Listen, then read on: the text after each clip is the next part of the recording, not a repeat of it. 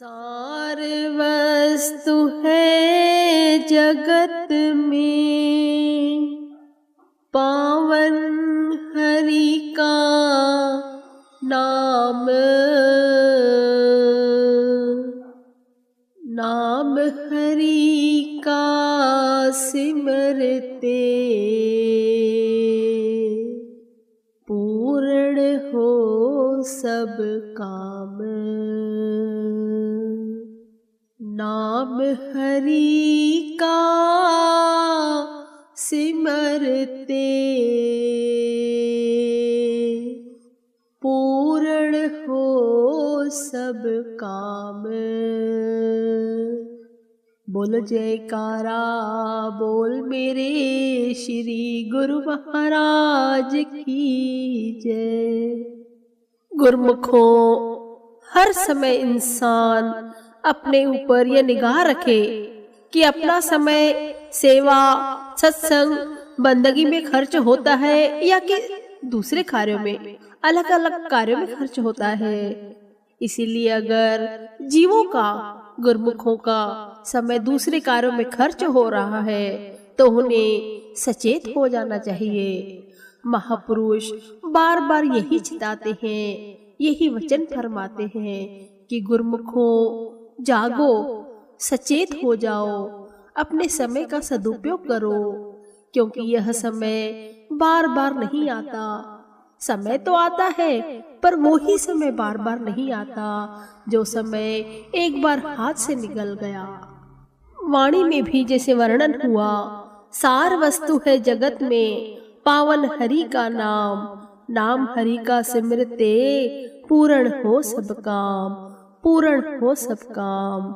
जो गुरुमुख दूसरे ख्याल छोड़कर केवल और केवल अपने इष्ट देव महाप्रभु जी की ओर ध्यान देता है तो उनके सारे काम स्वयं श्री परमहंस अवतार जी पूर्ण करते हैं, क्योंकि मालिक का नाम ही सार वस्तु है, यही अपनी चीज है। इसी का सुमरण करने से, अपने दिल में बसाने से दुनिया के सब काम अपने आप ही पूर्ण हो जाते हैं।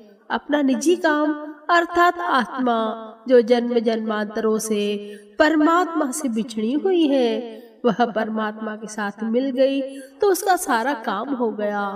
गुरुमुखों, परमात्मा से मिल गई का मतलब यही है कि संसार में रहते हुए अपने चित्त को, अपनी सुरती को मालिक के चरणों से जोड़ो। जब मालिक के चरणों में बैठकर बंदगी करते हैं तो आत्मा प्रफुल्लित हो जाती है, मन बाग बहार हो जाता है। इसलिए महापुरुष यही समझाते हैं कि दरबार में आओ, नित्य श्री आरती पूजा, सत्संग, सेवा, सुमरण, दर्शन, ध्यान, भजन का लाभ उठाओ। गुरुमुखों, पंचम महाप्रभु जी ने धौलपुर आश्रम की रूपरेखा स्वयं तैयार करवाकर गुरुमुखों से सेवा करवाई। स्वामी जी स्वयं भी बड़े ही हित चित्त से गुरुमुखों के साथ सेवा कार्य में सम्मिलित होते और उनकी सेवा रंग लेके आई। 2 वर्षों में धौलपुर आश्रम तैयार हो गया और बाई जी भक्ति कृष्णानंद जी की विनती पर महाप्रभु जी ने धौलपुर आश्रम में कृपा फरमाई। सबसे पहले 2000 में श्री गुरु महाराज जी संत नगर में पधारे। तत्पश्चात 28 मार्च मंगलवार के दिन गुरु महाराज जी ने धौलपुर आश्रम में प्रातः कार में विराजमान होकर कृपा फरमाई।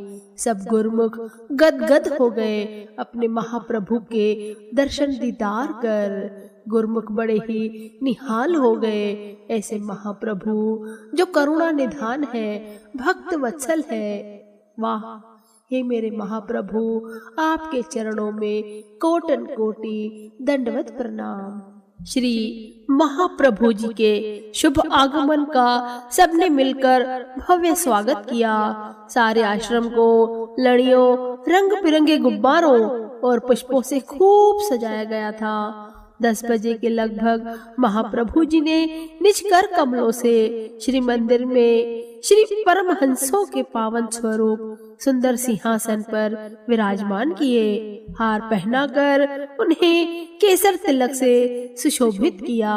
श्री आरती पूजा का कार्यक्रम हुआ। महाप्रभु जी ने अपने पावन वचनों की अमृत वृष्टि करते हुए फरमाया, गुरुमुखों, संसार में कोई भी जीव हो, कीमती या दुर्लभ वस्तु प्राप्त करके अपने आप को भाग्यशाली समझता है कि मेरे पास बहुत कीमती चीज है। वह कीमती चीज कौन सी होगी? धन होगा, पदार्थ होंगे या हीरे रत्न जवाहरात होंगे। इससे बढ़कर कीमती चीज और तो हो ही नहीं सकती दुनिया में। मगर महापुरुषों ने इसको दुर्लभ वस्तु नहीं कहा। जो कीमती वस्तु, दुर्लभ वस्तु संसार में भी इंसान को सुख दे और जब संसार से यात्रा पूरी करके जाए तो परलोक में भी सुख दे, तो वह कौन सी चीज है? वह है नाम की कमाई, जो हमारे महाप्रभु जी ने अपने गुरुमुखों को रहमत करके, कृपा करके नाम की दात बख्शी है। वह नाम ही सबसे दुर्लभ है और ये अनमोल है, जिसे पाकर जीव धन्य धन्य भाग्य मनाता है। यह अवसर दुर्लभ महा नित्य पाया नहीं जाए, जो अब के चेत्यो नहीं पछतावा रह जाए। इस दुर्लभ समय में इंसान सब कुछ कर सकता है। इंसान को वह शक्ति हासिल है कि वह भगवान की भक्ति करके भगवान से मिल सकता है। इतनी ताकत होते हुए फिर क्या करना है? केवल यह ख्याल करना है कि समय का सदुपयोग किया जाए। मालिक की भक्ति में चित्त लगाकर सेवा, सत्संग, श्री आरती पूजन में अपना वक्त देकर उस समय को पूरी तरह से सफल बनाना है। इसी को सुनहरे अवसर में पूरा करने के लिए महाप्रभु जी ने धौलपुर आश्रम का नाम आनंद नगर रखा। अपने वक्त को मालिक की भजन बंदगी में लगाते हुए अपने जीवन में आनंद भरना है और अपने जीवन को, लक्ष्य को पूरा करना है। महाप्रभु जी के कितने अमृतमयी वचन। गुरुमुखों, हकीकत में हम कभी भी नहीं सोचते कि हमारा समय जा कहाँ रहा है। खाने में, पीने में, घर के काम धंधे में, व्यवहार में, बातों में 24 घंटे एक दिन के होते हैं। नींद करने के बाद भी समय आखिर जाता कहाँ है, जो हम नाम की कमाई नहीं कर पाते। कहीं न कहीं तो मैनेजमेंट में गड़बड़ है। हमारी दिनचर्या पूरी तरह से अव्यवस्थित होगी, तभी ही हम महाप्रभु के लिए, नाम की कमाई के लिए समय नहीं निकाल पाते। आरती पूजन को ज्यादा से ज्यादा कितना समय लगता है? सुबह और शाम को ज्यादा से ज्यादा 10 मिनट, और उसके बाद नाम की कमाई 2 घंटे। कुल मिलाकर 3 घंटे भी अगर हम 24 घंटों में से निकालें तो भी हमारे पास 21 घंटे अपने कार्य व्यवहार के लिए होते हैं, घर के काम धंधों के लिए होते हैं। गुरुमुखों, इतने घंटे होने के बावजूद भी हम अपने कार्यों को पूरी तरह से सुव्यवस्थित नहीं कर पाते। यह विचार करने की बात है। इसलिए महापुरुष बार बार जीव को चिताते हैं कि समय मिले, जब भी मिले, भजन बंदगी कर लिया करो, क्योंकि काम के पीछे समय तो ऐसे ही खत्म होते जाता है कि पता ही नहीं चलता। महाप्रभु जी ने फिर वचन फरमाए कि गुरुमुखों का और हमारा इस जन्म और युग का संबंध नहीं है। गुरुमुखों का द्वापर युग से हमारे साथ संबंध चला आ रहा है। आप सब वही ग्वाल बाल हो। सेवक स्वामी का नाता आदि जुगात से चला आ रहा है। आप सब गुरुमुख आज्ञा में चलते हुए, सेवा में संलग्न रहकर, भक्ति के साधनों को अपनाते हुए अपने जन्म को सकारत करें और मालिक की प्रसन्नता को प्राप्त करें। गुरुमुखों, महापुरुष तो यही चाहते हैं कि गुरुमुख सदैव खुश रहे। हर पल, हर घड़ी उनका जीवन आनंदमय बने।